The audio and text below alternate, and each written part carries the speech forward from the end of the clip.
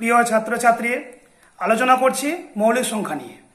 আজ তৃতীয় পর্ব এবং এটাই হলো মৌলিক সংখ্যা নিয়ে আলোচনার আমার শেষ পর্ব। মৌলিক সংখ্যা তৃতীয় পর্ব।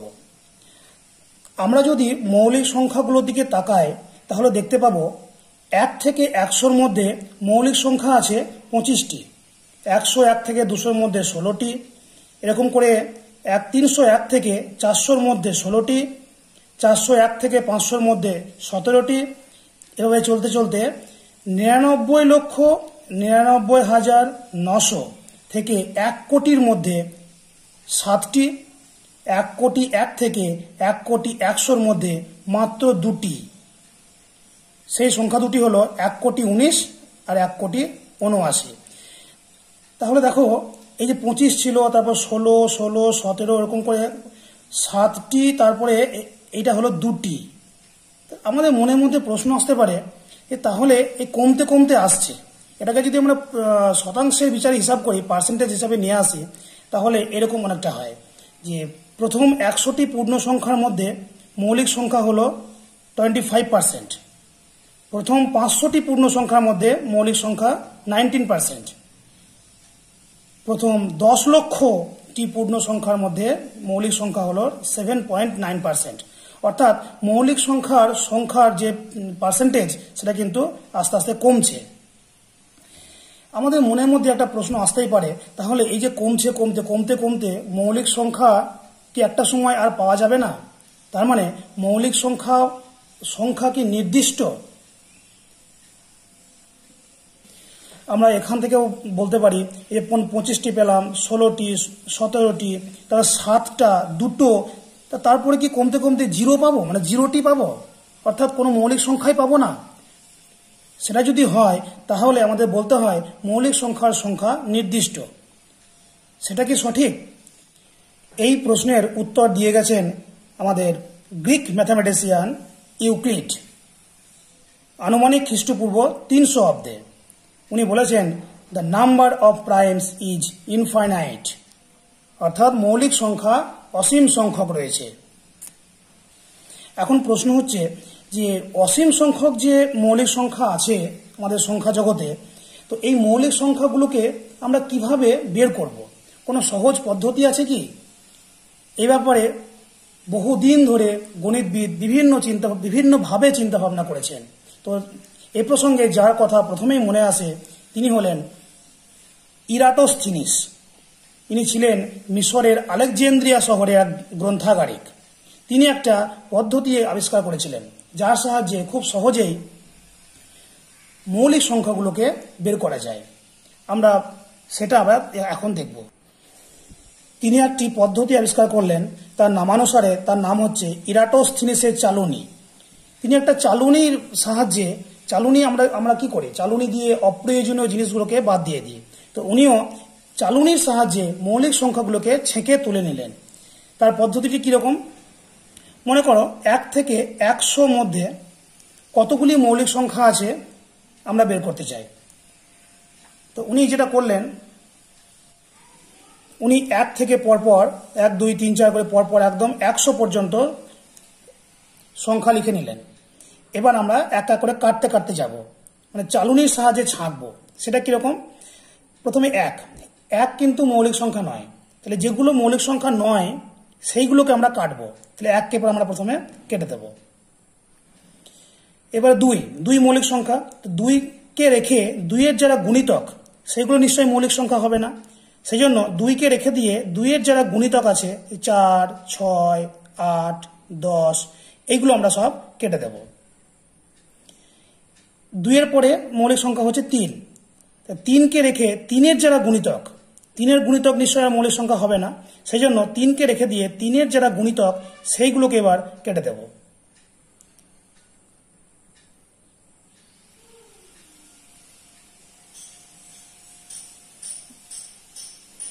এরপরে আসছে 5 মৌলিক সংখ্যা। 5কে রেখে 5-এর যারা গুণিতক, কিছু কাটা হয়ে গেছে, সে তার গুণিতকগুলোকে কাটবো।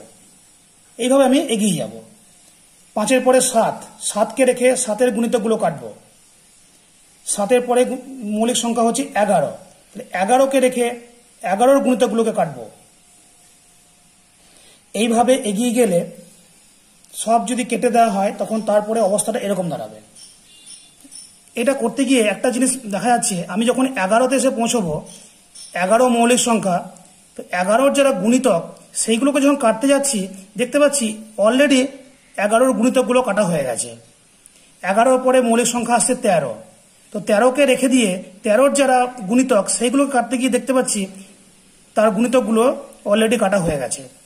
এরপরে আছে 17 গুণিতকগুলো কাটা হয়ে গেছে। আমার কাজ কমপ্লিট, সমস্ত কিছু কাটা হয়ে গেছে। এখানে কাটতে গিয়ে একটা জিনিস লক্ষ্য করবে যে আমি 2, 3, 5, 7 এই পর্যন্ত এগোনোর পর এরপরে হচ্ছে 11তে যখন যাচ্ছি তখন কিন্তু 11 গুণিতকগুলো সব কাটা হয়ে গেছে। অর্থাৎ 2, 3, 5, 7 এই মৌলিক সংখ্যা গুণিতকগুলো কাটলেই বাকিগুলো সব কাটা হয়ে যাচ্ছে।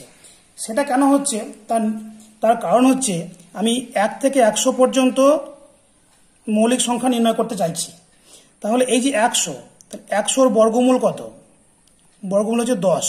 অর্থাৎ 10-এর থেকে ছোট যে সমস্ত মৌলিক সংখ্যাগুলো আছে, অর্থাৎ 2, 3, 5 আর 7, এই কটাকে টেস্ট করলেই হবে। এই কটাকে দিয়ে টেস্ট করলেই বাকিগুলো অটোমেটিক কাটা হয়ে যাবে। এখন এই যেগুলো পড়ে রইল 2, 3, 5, 7 তারপর 11 যেগুলো পড়ে রইল সেইগুলোকে আমরা যদি ছাঁকনির সাহায্যে তুলে নিই তাহলে দাঁড়াবে এইরকম। এই যেটা পড়ে রইল এটাই হলো আমার 1 থেকে 100 সংখ্যার মধ্যে এরাই হচ্ছে মৌলিক সংখ্যা। এবং এখানে যদি আমি গুনলে দেখা যাবে এরা হচ্ছে 25টি। এইভাবে চালুনির সাহায্যে আমরা যে কোনো বড় সংখ্যা পর্যন্ত কতগুলো মৌলিক সংখ্যা আছে সেগুলো আমরা বের করতে পারবো। কিন্তু এই পদ্ধতির একটা সীমাবদ্ধতা আছে, যে সংখ্যাটা যদি অনেক বড় হয়, এখানে 100 পর্যন্ত নিয়েছিলাম, এই সংখ্যাটা যদি 1000 বা 1 লাখ বা 1 কোটি সংখ্যাটা যদি অনেক বড় হয় তখন কিন্তু এই পদ্ধতিটি খুব সময় সাপেক্ষ এবং কষ্টসাধ্যও বটে। সেই জন্য এই পদ্ধতিটি খুব একটা ফলপ্রসূ নয়। তখন গণিতবিদরা চিন্তা করতে লাগলেন যে খুব সহজে এবং একটা সাধারণ সূত্র কি আছে, যে সাধারণ সূত্রের সাহায্যে আমরা একদম মান বসালেই সব মানগুলোই মৌলিক সংখ্যা পাবো। এরকম সাধারণ সূত্রের খোঁজে গণিতবিদরা উঠে পড়ে লাগলেন। সেই গণিতবিদদের মধ্যে ছিলেন Pythagoras, Euclid, Euler, Gauss, Riemann, Ramanujan প্রমুখ। তারা একটা সাধারণ সূত্র আবিষ্কার করার নেশায় মেতে উঠলেন। এরকম কয়েকটি সাধারণ সূত্র আমি এখানে তোমাদের দেখাচ্ছি। দেখো, আমি এখানে 5টা সাধারণ সূত্র লিখেছি। 4n - 1, 4n + 1, 6n + 5, n² + n + 17, n² + n + 41, n² - 79n + 1601। কিন্তু দুঃখের বিষয় প্রত্যেকটা সূত্রই ফেল করে গেছে। একটি সূত্রও কিন্তু সাধারণ সূত্র নয়। কিভাবে সেটা হচ্ছে, কেন এটা ফেল করলো? যেমন ধরো এই 3 নম্বর সূত্রটা কথা ধরা যাক। 3 নম্বর, এই 3 নম্বর সূত্রে দেখো n এর মান যদি আমরা 0, 1, 2 এরকম করে 15 পর্যন্ত মান যদি আমরা বসাই তাহলে এইটা প্রত্যেকটা ক্ষেত্রে কিন্তু মৌলিক সংখ্যা দেবে।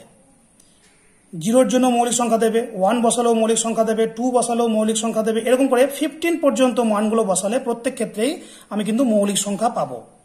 কিন্তু যখনই আমি 16 মান বসিয়ে দেবো তখন কিন্তু যে সংখ্যাটা পাবো 200 সংখ্যাটা কিন্তু আর মৌলিক নয়, কারণ এটা হচ্ছে 17 × 17 সংখ্যাটা হয়ে গেল যৌগিক সংখ্যা। তাহলে এই যে একটা সাধারণ সূত্র যেটা আমি বলছি যেখান থেকে সমস্ত n এর মানের জন্যই মৌলিক সংখ্যা মান পাওয়া যাবে, সেটা হলো না। তার মানে এই সূত্রটা ফেল করে গেল। এবার আমরা 4 নম্বর সূত্রটা নিচ্ছি। এই 4 নম্বর সূত্রটা হচ্ছে গণিতজ্ঞ অয়লারের আবিষ্কার। সেখানে দেখো n এর মান যদি আমরা 1, 2, 3, 4 এরকম করে 39 পর্যন্ত মান বসাই তাহলে প্রত্যেক ক্ষেত্রে কিন্তু মৌলিক সংখ্যা পাবো। কিন্তু n এর মান যদি 40 বসাই তখন সংখ্যাটা হয়ে যাবে 1681। সেটা হচ্ছে 41 × 41। তার মানে সংখ্যাটা তখন আর মৌলিক সংখ্যা থাকছে না। সংখ্যাটা হয়ে গেল যৌগিক সংখ্যা। তার মানে এই যে সূত্রটা, এখানে প্রত্যেকটা ক্ষেত্রেই যে মৌলিক সংখ্যা পাওয়া যাচ্ছে অয়লার যেটা বলেছিলেন সেটাও হলো না, তাহলে এই সূত্রটাও ক্যান্সেল হয়ে গেল। 5 নম্বর সূত্রটা কথায় ধরা যাক। 5 নম্বরে যে সূত্রটা আছে, এখানে n এর মান 79 পর্যন্ত প্রত্যেকটা ক্ষেত্রে মৌলিক সংখ্যা দেবে, কিন্তু এর পরবর্তী সংখ্যাগুলির জন্য যে মানগুলো আসবে, যে সংখ্যাগুলি আসবে, সেগুলি সবগুলি কিন্তু মৌলিক নয়, সেই জন্য এটিও ক্যান্সেল হয়ে গেল। এইভাবে সমস্ত সাধারণ সূত্র যেগুলো আবিষ্কার হয়েছিল সেগুলো কিন্তু প্রত্যেকটাই ক্যান্সেল হয়ে গেল। সংখ্যার সাধারণ সূত্রের সন্ধানে এ প্রসঙ্গে ফরাসি গণিতজ্ঞ ফার্মাটের কথা না বললেই নয়। এই ফার্মাট একটি সূত্রের সন্ধান দেন। তিনি বলেন 2 to the power n plus 1, n হলো 0, 1, 2, 3 ইত্যাদি। উনি বলছেন যে n এর মান, এই সমস্ত মানের জন্য প্রত্যেক ক্ষেত্রে এই সূত্রটি মৌলিক সংখ্যা দেবে। ফার্মাটের নামানুসারে এই সংখ্যাটাকে বলা হয় ফার্মাট সংখ্যা। একে আমরা fn দিয়ে ডিনোট করি, প্রকাশ করি। এই সূত্র থেকে প্রাপ্ত প্রত্যেকটি সংখ্যাকে বলা হয় ফার্মাট নাম্বার। 1640 খ্রিস্টাব্দে এই ফার্মাট জানালেন যে 2 to the power n plus 1 এই সূত্র দ্বারা প্রত্যেকটি সংখ্যাই হবে মৌলিক সংখ্যা। কিন্তু ফার্মাটের এই অনুমানেও ভুল ছিল। কিরকম? যেমন ধরো n এর মান 0 বসালাম, তাহলে f0 বেরোবে 3, f1 হবে 5, 2 যদি মান বসায় তাহলে f2 হবে 17, f3 হবে 257, f4 হবে 65,537। এই প্রত্যেকটা সংখ্যাই কিন্তু মৌলিক সংখ্যা। f0, f1, f2, f3 আর হলো f4। 3, 5, 17, 257 আর 65,537 প্রত্যেকটা সংখ্যাই কিন্তু মৌলিক সংখ্যা। অবশ্য ফার্মাট সেটাই বলেছিলেন যে যাই মান বসাও না কেন প্রত্যেকটা ক্ষেত্রেই মৌলিক সংখ্যা আসবে, কিন্তু বললাম ফার্মাটের এই অনুমানেও ভুল ছিল। এই ভুলটি ধরা পড়ে 100 বছর পর 1732 খ্রিস্টাব্দে সুইস গণিতবিদ অয়লার প্রথম দেখালেন যে n এর মান যদি আমি 5 বসাই, এই 1, 2, 3, 4, 5 এই 5টাকে বলা হয় প্রথম 5টি ফার্মাট সংখ্যা। প্রথম 5টি ফার্মাট, এই যে প্রথম 5টি ফার্মাট সংখ্যা। ষষ্ঠ ফার্মাট সংখ্যা পেতে গেলে n = 5 বসাতে হবে। তার মানে n5 এর মান বেরোবে 4, 2, 9, 4, 9, 6, 7, 2, 9, 7। এই যে এত বড় একটা সংখ্যা, এটা কিন্তু মৌলিক সংখ্যা নয়, কারণ একে লেখা যায় 641 গুণ 6700417, অর্থাৎ ষষ্ঠ ফার্মাট সংখ্যাটা কিন্তু আর মৌলিক সংখ্যা হলো না, এটা হয়ে গেল যৌগিক সংখ্যা। তার মানে f5 কিন্তু আর মৌলিক সংখ্যা হলো না, তাহলে এটাও কিন্তু মৌলিক সংখ্যা নির্ণয়ের সাধারণ সূত্র হতে পারে না, সুতরাং এটাও ক্যান্সেল হয়ে গেল। আজ পর্যন্ত মৌলিক সংখ্যা নির্ণয়ের কোনো সাধারণ সূত্র আবিষ্কৃত হয়নি, কিন্তু আমরা আশা করতে পারি ভবিষ্যতে অবশ্যই এমন কোনো গণিতবিদ জন্মাবেন যিনি এই মৌলিক সংখ্যা নির্ণয়ের সাধারণ সূত্র আবিষ্কার করবেন। আমরা সেই আশা রাখতেই পারি। আজকের আলোচনা এই পর্যন্তই। ধন্যবাদ।